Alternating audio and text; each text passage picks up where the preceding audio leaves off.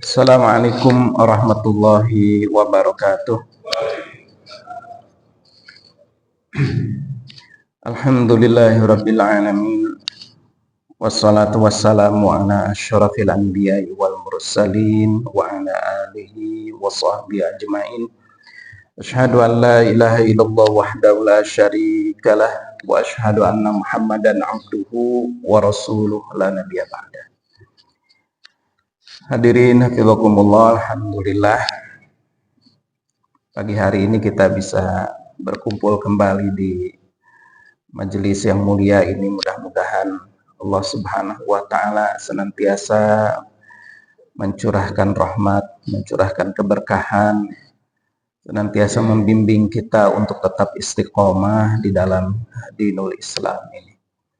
Salawat dan salam semoga tetap tercurah kepada qudwah dan uswah kita Rasulullah Muhammad sallallahu alaihi wasallam, juga kepada keluarga, sahabat dan para pengikutnya hingga akhir zaman.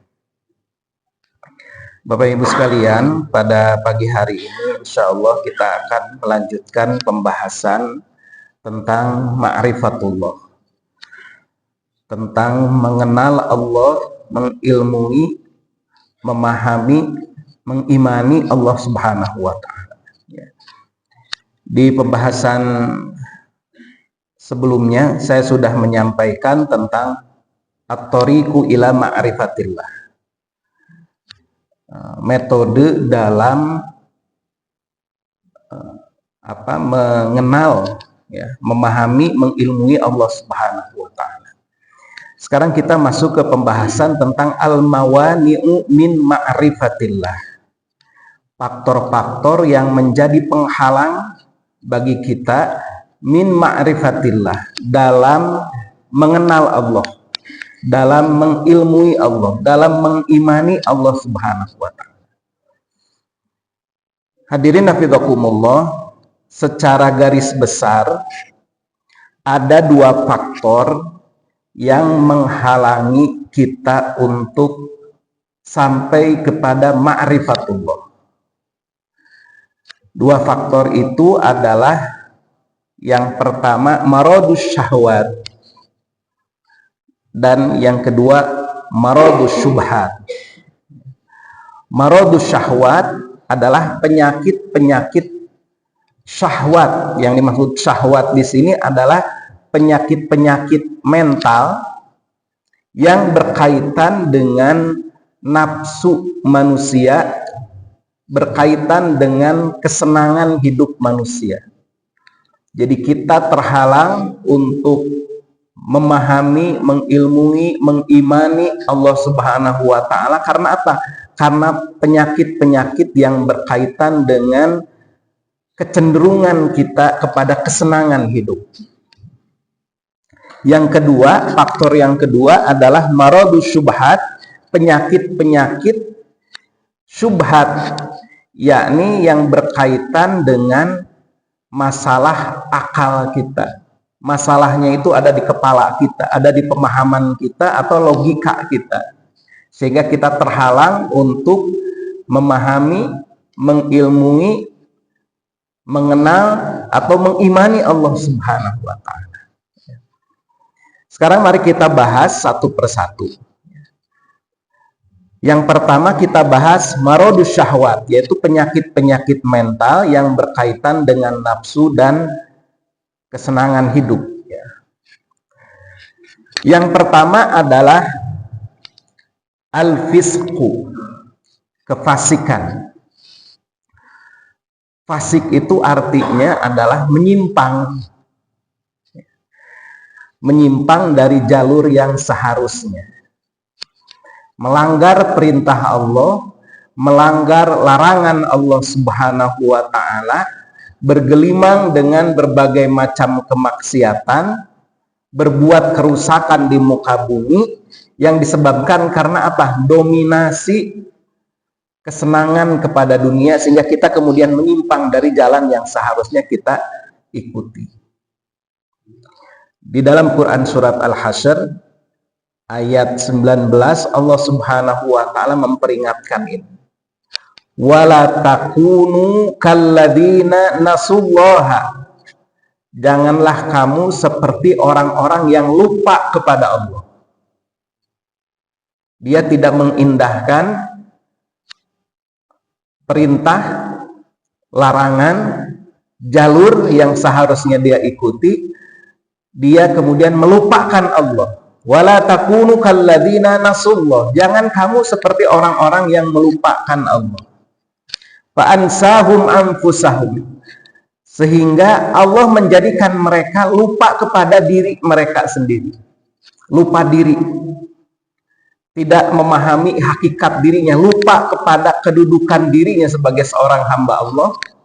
Lupa akan posisi dirinya sebagai orang yang, sebagai makhluk yang sangat butuh kepada Allah Subhanahu wa Ta'ala. Lupa diri bahwa dia itu senantiasa bergantung kepada Allah Subhanahu wa Ta'ala. Fa'ansahum anfusahum ulaika humul fasikun. Yakni mereka itu adalah orang-orang yang fasik, orang-orang yang menyimpang dari jalan Allah Subhanahu wa Ta'ala. Nah, pada dasarnya seluruh dosa itu adalah kefasikan. Pada dasarnya. Dan kefasikan ini bertingkat-tingkat. Kefasikan yang tingkatan tertinggi, dia bisa mengeluarkan seseorang dari keislaman, yaitu penyimpangan dalam akidah, ya. Akidah yang pokok. Pada dasarnya seluruh dosa apapun yang kita lakukan itu adalah kefasikan, ya. Dalam arti kita melakukan pelanggaran atau penyimpangan. Nah, kefasikan ini yang akan menghalangi kita mengenal Allah.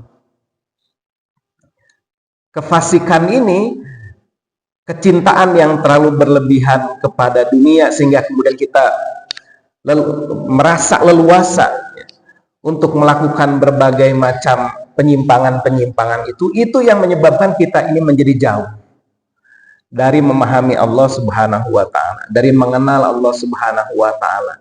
Jauh bagaimana kita bisa mengimani Allah Subhanahu wa Ta'ala, karena selalu diliputi oleh berbagai macam penyimpangan-penyimpangan di dalam kehidupannya.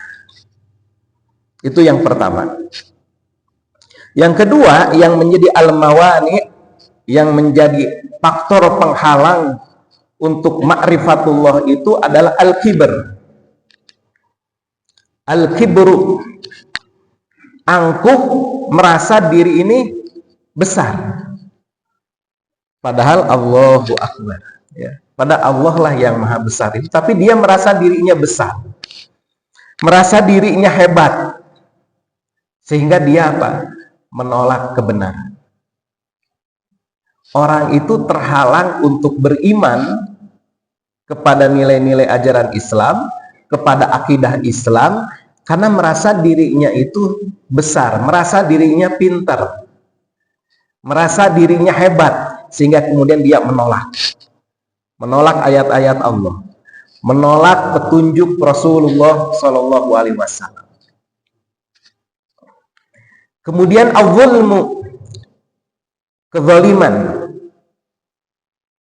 yakni menempatkan sesuatu tidak pada tempatnya, tidak adil. Dan inilah yang terjadi kepada Fir'aun la'natullah alaihi. Fir'aun itu dia terhalang dari mengimani Allah, mengenal hakikat Allah Subhanahu wa Ta'ala. Karena apa? Karena dia angkuh, memiliki sifat kibr, dan memiliki dan dia melakukan kezaliman. Perhatikan dalam Quran surat An-Naml, ya, ayat 14. Wajahadu biha wastaiqanatha anfusuhum dzulman wa 'uluwan. Wajahadu, mereka itu Fir'aun dan bala tentaranya mengingkari. Wajahadu biha, mengingkari tauhid, mengingkari dakwah Nabi Musa alaihissalam. Wastaiqanatha, padahal dia itu meyakini. Padahal dia itu meyakini. Wastaiqanatha anfusuhum dzulman wa 'uluwan. Tapi dia itu melakukan kezaliman dan 'uluwan. Merasa apa? Merasa tinggi, merasa hebat. Sehingga apa? Dia terhalang. Padahal tadi wastaiqanat, dia yakin kepada kebenaran yang dibawa oleh Nabi Musa alaihissalam, tapi ada zulman wa uluwan di dalam diri. Ada kezaliman, ada merasa diri tinggi, paling hebat. Dia mengatakan ana rabbukumul a'la. Akulah Tuhan kalian yang paling tinggi, kan begitu. Ya. Merasa dirinya kekuasaannya demikian besar, tidak ada yang bisa menentangnya, sehingga menganggap dirinya Tuhan. Inilah kemudian yang menghalangi dia untuk beriman kepada Nabi Musa alaihissalam. Terhalang dengan kezalimannya ini, dengan kesombongannya ini, untuk memahami hakikat-hakikat Allah Subhanahu wa taala. Pengenalan kepada Allah Subhanahu wa taala. Begitu. Hati-hati hadirin hafizakumullah, bahwa dosa pertama dalam sejarah itu adalah al-kibr. Dosa pertama yang dilakukan oleh makhluk itu adalah al-kibr. Siapa itu? Iblis. Ya. Iblis ketika diperintahkan oleh Allah Subhanahu wa taala untuk sujud, menghormat, tunduk, memuliakan Nabi Adam alaihissalam, dia mengatakan ana khairu minhu. Saya ini lebih baik dari dia, dari Adam. Alasannya apa? Khalaqtani min nar. Engkau, ya Allah, telah menciptakan aku dari api, wa khalaqtahu min tin. Sedangkan engkau menciptakan Adam itu dari tanah. Menurut dia api itu lebih mulia dari tanah. Gitu. Dan ini keliru sebetulnya, gitu ya. Kalaupun mau beralasan, ya, kata para ulama, ya, api itu tidak lebih mulia dari tanah, gitu. Kalaupun mau beralasan dengan itu. Nah, tapi ini lihat bagaimana merasa diri ini lebih baik dari orang lain. Ini yang harus hati-hati. Ini yang menghalangi, ya, iblis, menghalangi Fir'aun laknatullah untuk tunduk kepada Allah, beriman kepada Allah, mengenal Allah, mengimani Allah Subhanahu wa taala. Ya. Hati-hati kesombongan, ya. Kesombongan dalam arti kesombongan itu adalah sebagaimana disabdakan oleh Rasulullah SAW, al-kibru, yang dimaksud dengan sombong itu adalah batarul haqqi, yakni menolak kebenaran. Ya. Al-kibru batarul haqqi wa ghamtun nasi. Menolak kebenaran, tidak mau ikut kepada apa yang sudah sharih, jelas, tegas disebutkan di dalam Al-Quran, di dalam sunnah Rasulullah SAW, menolak apa nasihat-nasihat dari manusia, penjelasan-penjelasan dari manusia, padahal dia adalah merupakan sebuah kebenaran. Ya, wa ghamtun nas, dia meremehkan orang lain, menganggap kecil orang lain dibanding dirinya. Itu kesombongan. Ya, itu yang dimaksud dengan kesombongan yang dilarang dalam ajaran Islam. Ya. Adapun kalau orang senang dengan, ini kan hadisnya ini, sababul wurudnya itu, sebab diucapkan oleh Rasulullah kata-kata ini kan, karena ada seorang sahabat yang bertanya kepada Rasulullah, "Ya Rasulullah, apakah orang yang suka pakai pakaian yang bagus, suka pakai pakaian yang tampil dengan baik, ya, pakai sendal yang bagus, apakah orang tersebut disebut sebagai, bisa dikategorikan sebagai orang yang sombong?" Kata Rasulullah, tidak, ya. Innallaha jamilun. Ya, Allah itu indah dan mencintai keindahan. Nah, kemudian beliau melanjutkan dengan kalimat ini, yang dimaksud al-kibr itu, sombong itu adalah batarul haq, ya, menolak kebenaran, wa ghamtun nas, dan meremehkan orang lain, menganggap kecil orang lain, gak mau menerima nasihat, gak mau menerima peringatan, gak mau menerima masukan-masukan dari orang lain, padahal itu adalah kebenaran, karena menganggap remeh orang lain. Alah, siapa dia, gitu, ya. Padahal yang dikatakannya adalah kebenaran. Nah, hati-hati, ini yang akan menghalangi kita dari ma'rifatullah, ya, mengenal Allah, mengilmui Allah, mengimani Allah Subhanahu wa Ta'ala. Kemudian faktor yang berikutnya yang menghalangi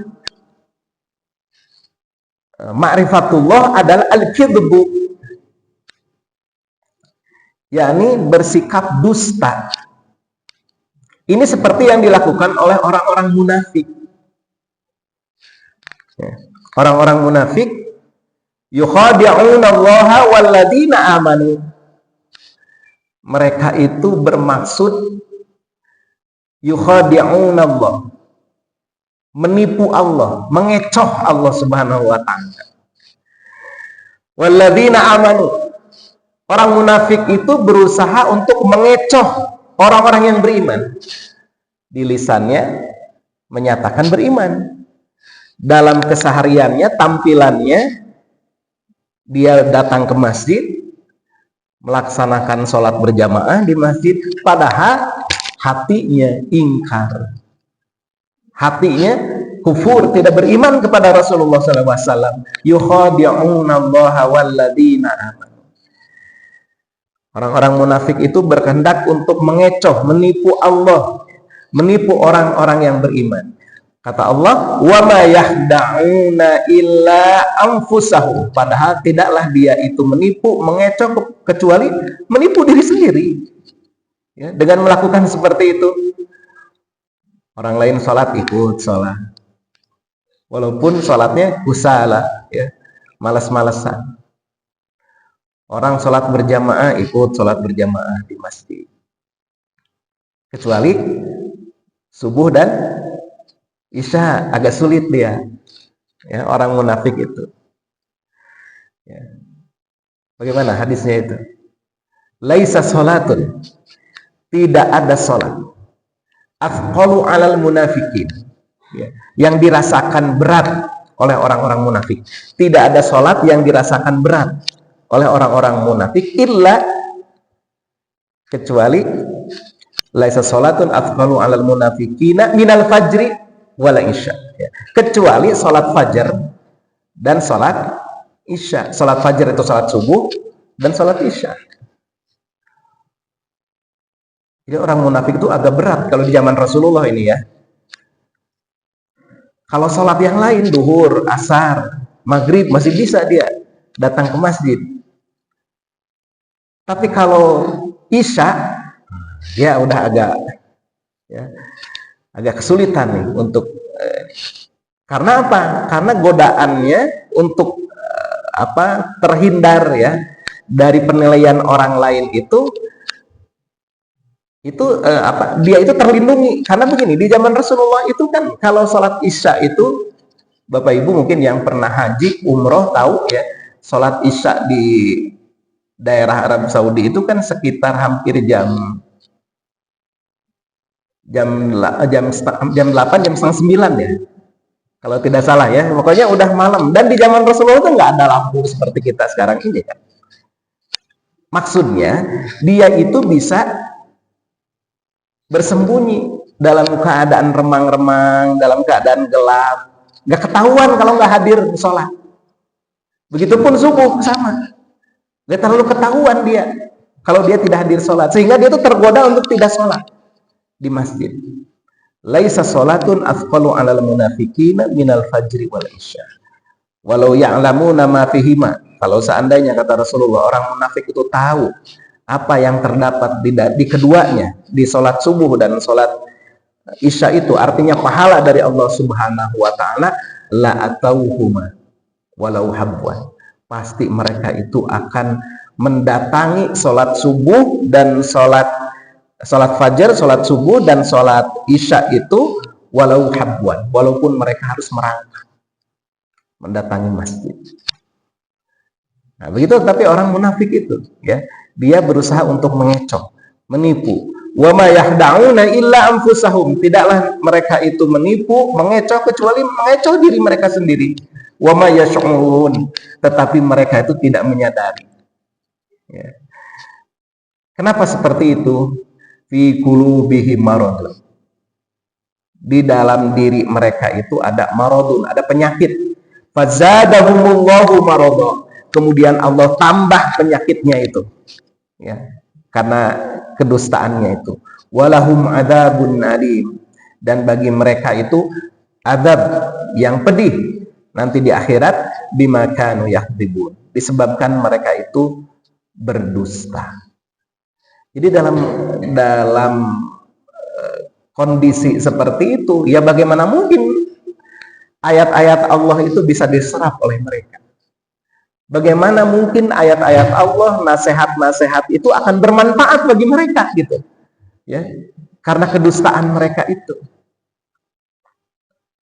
Ya bisa, mereka sampai kepada ma'rifatullah, tidak sampai kepada ma'rifah, gak mungkin bisa mereka itu, karena pada dasarnya mereka itu ingkar, kufur kepada Allah Subhanahu wa ta'ala. Jadi mereka itu memperlihatkan iman, kasih sayang, dan menyembunyikan permusuhan di dalam batinnya. Ya. Kalau pas perang dan kelihatannya ini akan banyak ghanimah yang didapatkan, dia ikut. Tapi ketika perangnya ini kira-kira wah ini berat, dia nggak ikut. Makanya dalam perang Tabuk itu bagaimana mereka minta izin kepada Rasulullah dengan banyak alasan, dengan alasan yang diada-adakan, kan begitu, ya, orang munafik itu. Nah, sebaliknya sebetulnya mereka secara diam-diam selalu berusaha untuk memfitnah, melemahkan barisan kaum muslimin, gitu. Nah, karena itu nggak mungkin orang-orang seperti ini bisa sampai kepada ma'rifah, kepada pengenalan, kepada pemahaman, ya, keimanan kepada Allah Subhanahu wa ta'ala. Terhalang, ya, terhalang dari mengenal Allah Subhanahu wa ta'ala. Yang berikutnya, hadirin hafizakumullah, adalah faktor yang menghalangi ma'rifatullah itu adalah kasratul ma'asi, banyak berbuat maksiat. Banyak berbuat maksiat.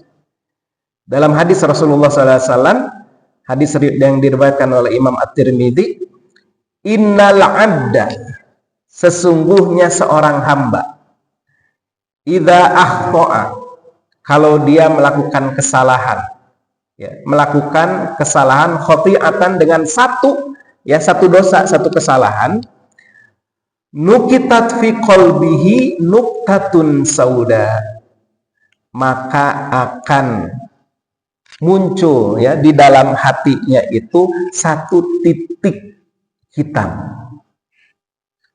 Jadi kalau bikin satu dosa, muncul dalam hatinya itu satu titik hitam.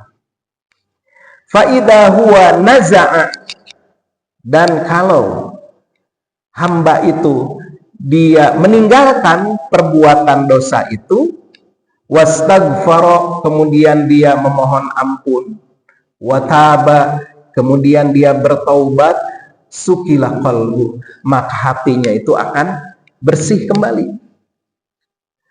Akan tetapi kata Rasulullah, wa in ada, tapi kalau dia nambah lagi berbuat dosa dengan dosa yang lain, belum sempat meninggalkan perbuatan dosa itu dan belum sempat beristighfar, belum sempat bertobat, wa in ada, kalau dia malah menambah dengan dosa lain lagi, zida fiha, maka akan bertambah itu titik hitam itu di dalam qalbunya itu, hatta ta'luwa qalbah, sampai memenuhi titik-titik hitam itu, memenuhi hatinya. Kata Rasulullah, wahwa ron, itulah ar-ron, itulah ron, ya alladzi dzakarallahu, yang disebutkan oleh Allah di dalam Al-Quran, kalla bal rana ala qulubihim ma kanu yaksibun. Dalam Al-Quran ya disebutkan, surat apa ini? Kalla bal rana ala qulubihim ma kanu yaksibun.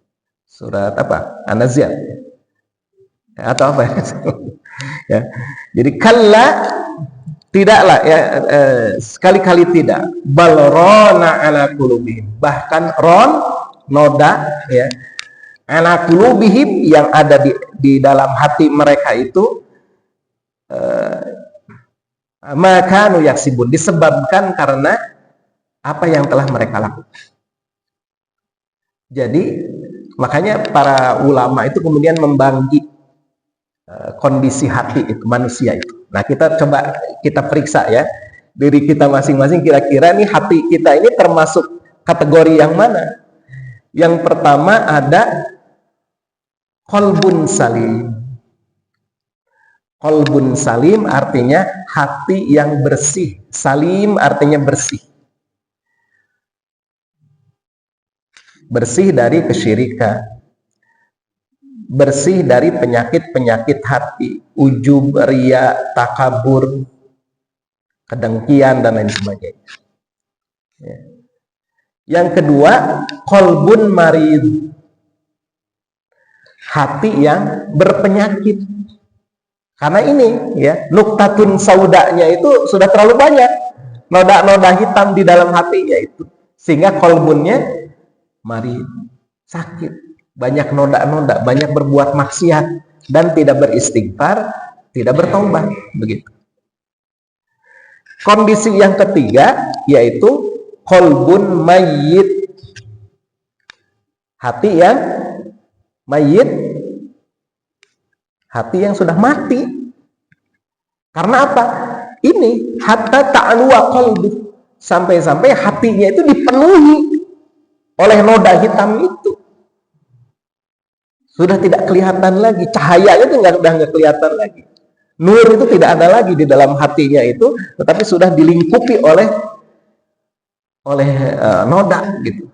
Sudah menjadi hitam ya, kalau diibaratkan, kalau boleh digambarkan gitu ya, sudah menghitam, artinya sudah mati, tidak mempan lagi gitu, tidak mempan lagi dikasih nasihat, tidak mempan lagi dibacakan ayat-ayat Al-Quran, dibacakan hadis-hadis Rasulullah SAW, tidak lagi tidak lagi mempan. Karena apa? Qalbun mayyit, hatinya sudah mati. Kalau qalbun marid ya, ini dia masih ada ya, walaupun cahaya itu walaupun redup-redup gitu, tapi ada cahayanya itu. Jadi lebih mudah dibandingkan qalbun mayyit untuk mengobatinya. Nah, ini hati-hati, kasratul ma'asi, banyak melakukan perbuatan maksiat. Ini yang akan menghalangi kita untuk mengenal Allah Subhanahu wa Ta'ala, memahami, mengilmui, ya, mengenal, mengimani Allah Subhanahu wa Ta'ala. Diajak ke majelis taklim itu hese, ya, diajak berbuat kebaikan itu susah, karena ini hatinya, ya. Padahal nggak jauh dari rumahnya masjid itu, tapi dia susah untuk datang ke masjid. Ya. Padahal nggak lama ya, taklim itu paling lama sejam gitu. Tapi dia nggak betah, nggak mau. Ya. Orang lain ngumpul di masjid, dia malah, padahal tidak ada uzur apa-apa sebetulnya gitu ya. Karena apa? Masalah hati. Masalah hati. Dia terhalangi untuk bisa menerima tadzkirah, petunjuk gitu ya. Bisa juga karena kesombongan ya, bisa jadi karena kesombongan gitu, nggak mau hadir di majelis ilmu karena kesombongan. Oh, saya udah lebih tahu lah, udah paling itu yang disampaikan. Nah, udah gitu. Nah, itu namanya al-kibru itu ya, batarul haq, ya, menolak kebenaran, wa ghamtun nas, meremehkan orang lain. Siapa sih? Ya, ustaz lagi tidak terkenal gitu ya. Nah, seperti ini. Itu wa ghamtun nas, itu meremehkan orang lain. Padahal dia bisa jadi mendapatkan petunjuk kalau dia hadir misalnya gitu. Nah, ini hati-hati masalah ini ya, masalah di hati ini. Kasratul ma'asi. Ya, jadi hati-hati dengan banyaknya maksiat, hati-hati dengan syaitan yang selalu berupaya menggiring kita. Ya, menggiring kita melakukan perbuatan-perbuatan maksiat. Ya'iduhum wa yumannihim. Syaitan itu memberikan janji-janji. Maksudnya menggambarkan kepada manusia itu ya, bahwa kalau kamu melakukan ini kamu nanti akan dapat untung gede. Kalau kamu ikut ini kamu akan begini begitu. Ya, dijanjikan kepada kita. Wa yumannihim, dan membangkitkan angan-angan kosong. Ya. Wa ma ya'iduhumus syaitanu illa ghurura. Padahal tidaklah yang dijanjikan kepada mereka itu selain tipuan belaka. Jadi syaitan itu untuk menggiring manusia kepada kemaksiatan itu ya begitu gitu ya. Digambarkan kemaksiatan itu sebagai sebuah kebaikan, sebagai sesuatu yang akan menguntungkan manusia. Ya, banyak orang judi online, ya, pinjaman online, gitu, dan lain sebagainya. Itu gara-gara itu. Ya'iduhum wa yumannihim, ya. Oleh setan diberikan janji-janji, dibangkitkan angan-angan kosong. Gitu. Akhirnya dia melakukan perbuatan. Nah, itu maradus syahwat. Ya, penyakit-penyakit syahwat, kesenangan-kesenangan. Syahwat itu artinya kesenangan. Jadi penyakit-penyakit yang berkaitan dengan kesenangan terhadap dunia, itu yang menghalangi, yang menjadi faktor penghalang untuk kita mencapai ma'rifah, mengenal Allah Subhanahu wa ta'ala. Yang kedua, maradus syubhat. Penyakit-penyakit yang berkaitan dengan syubhat. Syubhat itu hal yang syubhat itu sesuatu yang samar, ya, seperti benar tapi salah, seperti salah tapi benar, ya. Itu kaitannya dengan apa? Dengan logika kita, pemahaman kita, akal kita, ya. Penyakit-penyakit yang ada di dalam kepala kita, gitu. Apa itu? Yang pertama, al-jahlu, kebodohan. Ya, kebodohan, tidak memiliki pengetahuan, adamul ma'rifah, ya, tidak memiliki pengetahuan, dan enggan berpikir, gak mau berpikir. Nah, ini al-jahlu. Ini penyakit yang menjadi faktor penghalang kita mengimani Allah, mengenal Allah. Wahum yastarikhuna fiha. Nah, ini menggambarkan tentang dalam Quran surat Fatir ayat 37, ya, Bapak Ibu sekalian, ini menggambarkan tentang orang-orang ahli neraka. Wahum yastarikhuna fiha. Mereka berteriak, menjerit di dalam neraka itu. Apa yang dikatakannya? Rabbana akhrijna. Wahai Tuhan kami, keluarkan kami. Keluarkan dari neraka maksudnya. Dia memohon kepada Allah, Rabbana akhrijna. Wahai Tuhan kami, keluarkan kami dari neraka ini, na'mal sholiha. Pasti nanti kalau kami dikeluarkan dari neraka, na'mal sholiha, kami akan melakukan amal soleh. Ghairal ladzi kunna na'mal. Tidak seperti apa yang telah kami lakukan sebelumnya, kami amalkan sebelumnya, yaitu perbuatan-perbuatan maksiat. Kemudian kata Allah, awalam nu'ammirkum ma yatadzakkaru fihi man tadzakkar. Dan apakah kami tidak memanjangkan umurmu? Ya, bukankah sudah kalian ini sudah dikasih umur ya yang cukup, memanjangkan umurmu yang cukup, ma yatadzakkaru fihi man tadzakkar, yang cukup untuk berpikir bagi orang yang mau berpikir. Ada yang dikasih umur 40 tahun, 50 tahun, 60 tahun, 70 tahun, 80 tahun gitu. Tapi masih bengal gini gitu.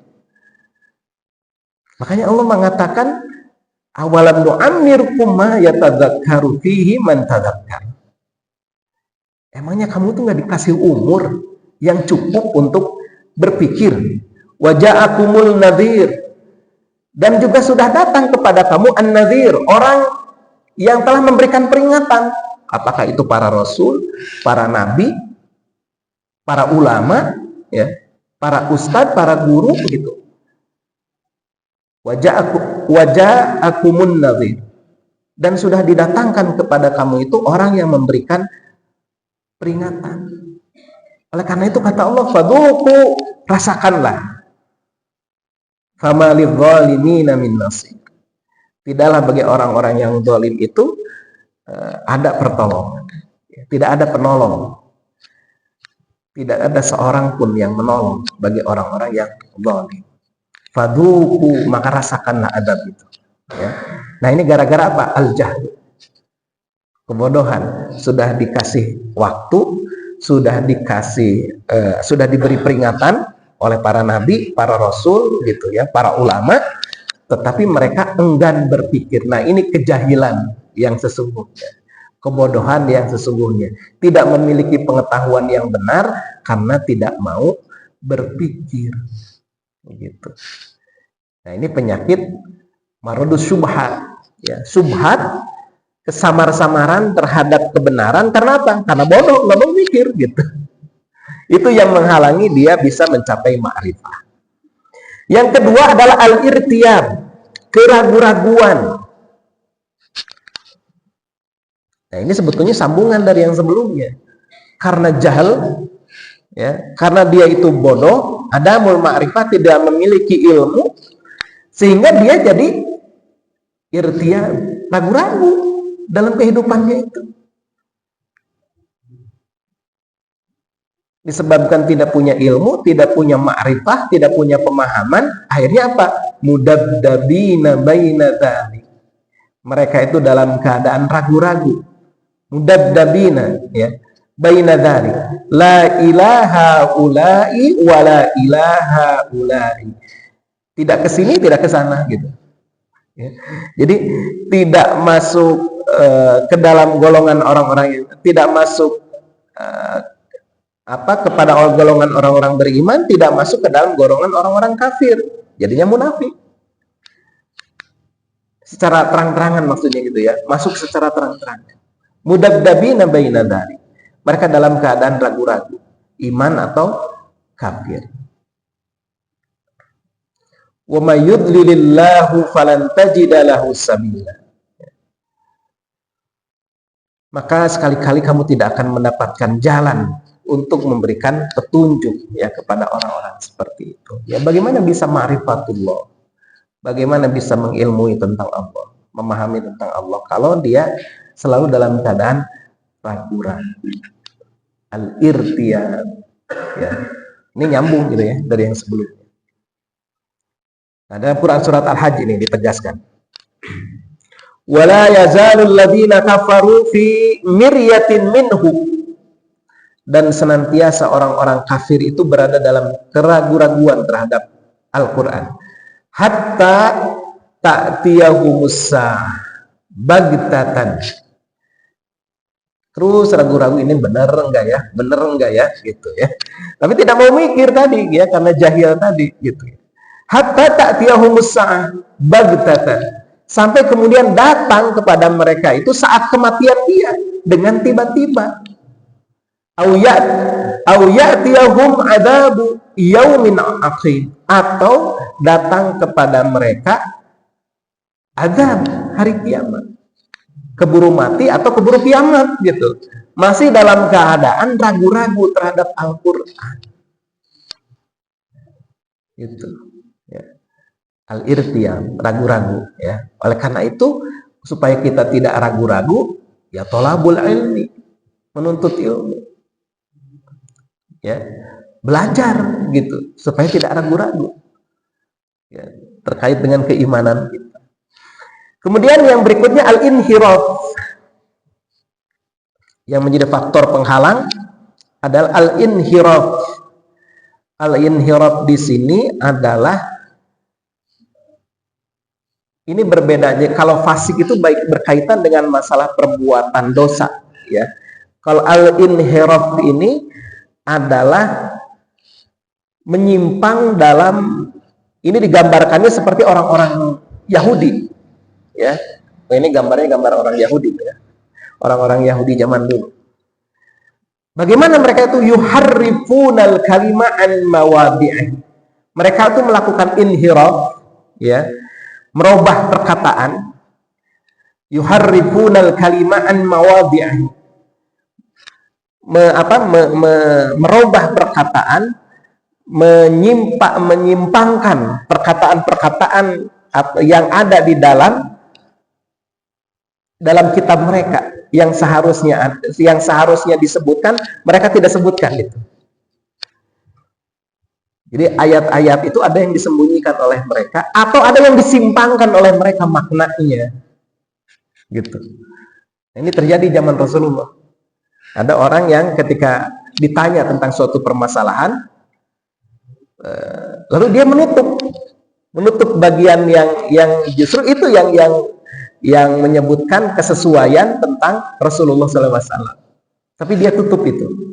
Atau inhiraf itu dia berupaya untuk mentakwil ya, mentakwil ayat-ayat, hadis-hadis supaya sesuai dengan pikirannya. Padahal dia tahu bahwa maknanya itu apa gitu. Nah ini yang menghalangi juga.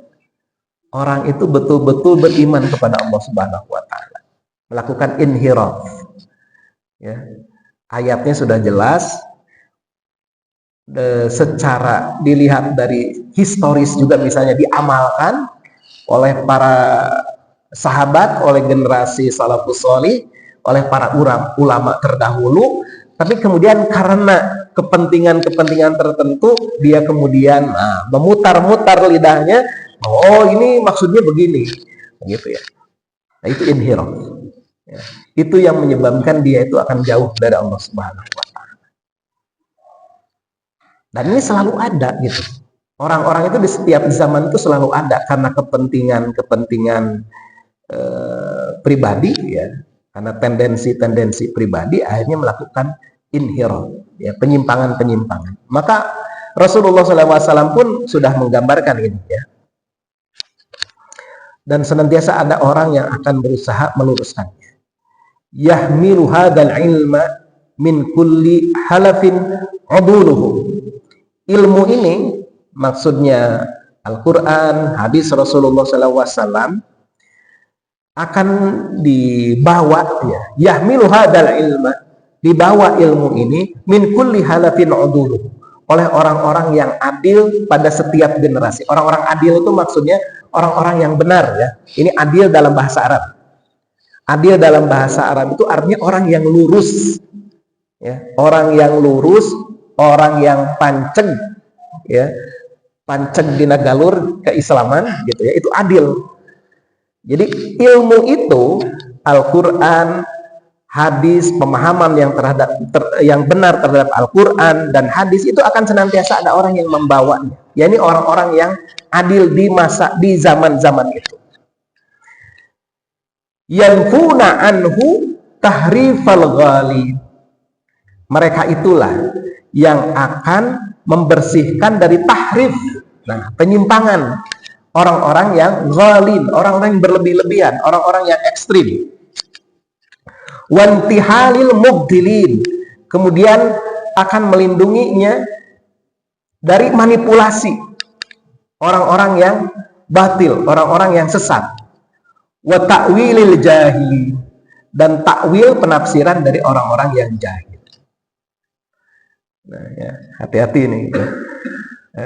Ada orang-orang yang mencoba untuk mentakwil ayat-ayat Al-Quran sampai kemudian misalnya contohnya misalnya bahwa di dalam Al-Quran ini pernah ada salah seorang, walaupun ini dikatakan oh ini kan kebebasan akademik gitu ya, kebebasan akademik, ini seorang doktor, entah ya, seorang doktor atau seorang pokoknya salah seorang dosen lah ya, dalam salah satu tesis atau itu dia menulis tentang bahwa di dalam, dan ini dibantah juga dibantah juga oleh kolega-koleganya. Dia mengatakan bahwa di dalam Islam itu ada pernikahan, ada hubungan seks, hubungan badan yang bukan diikat oleh pernikahan, yaitu milkul yamin. Ya, milkul yamin. Nah, milkul yamin ini kemudian, milkul yamin itu sebetulnya budak gitu. Ya, budak di dalam Islam memang ada milkul yamin itu ya budak gitu, ya. Nah, tapi dia mencoba mentahrif. Nah, ini ya, mentahrif, menyimpangkan milkul yamin itu yang seolah-olah, walaupun dia secara tidak tegas menyampaikan, seolah-olah bahwa ada gitu ya hubungan badan yang sifatnya tidak lewat pernikahan. Jadi seolah-olah dia ini kemudian memaafkan, ya tanda kutip ya, memaafkan orang-orang yang misalnya melakukan perzinahan atau melakukan nikah mut'ah misalnya, atau juga membolehkan orang-orang yang melakukan apa disebutnya itu PSK tuh, pekerja seks komersial. Jadi mau menyimpangkan ke arah sana gitu ya. Nah, ini kan harus sangat hati-hati ya. Gitu, memahami nas Al-Quran atau hadis gitu, dibawa kepada realita saat ini, tapi tidak tepat gitu ya, tidak tepat. Nah, ini tahrif. Dan yang seperti ini banyak sebenarnya, bukan dalam bab itu saja, dalam bab-bab yang lain juga banyak itu dilakukan di masa saat ini untuk melegitimasi gitu ya sebuah pemahaman atau sebuah kebijakan misalnya begitu. Nah, hadirin hafizakumullah, selanjutnya al-ghaflah. Ini terakhir, slide terakhir. Al-ghaflah, kelalaian. Kelalaian. Ini juga yang menjadi penghalang dari ma'rifatullah. Ya'lamuna zahiran minal hayati dunya. Mereka itu hanya mengetahui, memahami tentang hal-hal yang lahir saja, apa yang dia lihat saja dari kehidupan dunia. Wa hum 'anil akhirah, sedangkan terhadap hari akhirat hum ghafilun, terhadap hari akhirat mereka lalai. Nah, ini ghafilun atau al-ghaflah, lalai. Nah, hati-hati gitu ya. Ingkar enggak sih gitu ya. Ingkar kepada Allah enggak sebetulnya. Kufur atau membenci kepada agama juga enggak sebetulnya. Cuman dia ghaflah, lalai. Di sehari-hari itu habis waktunya untuk game, bermain-main, jalan-jalan gitu ya, healing gitu. Gitu aja, hobi gitu. Waktunya habis untuk hobi. Bukan berarti nggak boleh ya, hobi silakan. Tiap orang punya hobi. Saya juga punya hobi gitu ya. Tapi jangan sampai kita ini tadi ghaflah, menjadi lalai oleh hal-hal seperti itu. Nah, ini juga masalah di kepala kita, konsep yang ada di kepala kita, mengalir sajalah kehidupan mah gitu ya. Gitu. Jadi dia ini hanya mengenal apa yang lahir saja, yang lihat. Nah, ini aja lah jalani apa yang saya lihat, apa yang saya bisa lihat, saya dengar, saya bisa rasakan. Ya'lamuna dhahiran minal hayati dunya. Ya, mengetahui yang lahir saja. Wa hum 'anil akhirati hum ghafilun. Tapi tentang akhirat ya tidak dipikirin sama dia. Dia kan benci agama, enggak benci agama, tapi nggak mau mikir tentang masalah akhirat. Tidak mau menyiapkan diri tentang akhirat. Itu aja. Al-ghaflah. Itulah kelalaian yang kemudian ini menjadi faktor penghalang dia untuk mengenal Allah dengan benar. Menghalangi dia untuk beriman kepada Allah dengan sebenar-benarnya keimanan, sebenar-benarnya ketakwaan kepada Allah Subhanahu wa taala. Nah, hadirin hafizakumullah, mudah-mudahan Allah Subhanahu wa taala ya, membimbing kita ya. Allah Subhanahu wa taala memberikan ilmu kepada kita sehingga kita ini menjadi orang-orang yang terhindar dari dua penyakit ini ya. Penyakit maradus syahwat dan maradus syubhat. Dengan begitu kita akan mencapai ma'rifatullah ya, pengenalan, pengilmuan, pemahaman, keimanan kepada Allah Subhanahu wa taala. Alafu minkum, assalamualaikum warahmatullahi wabarakatuh.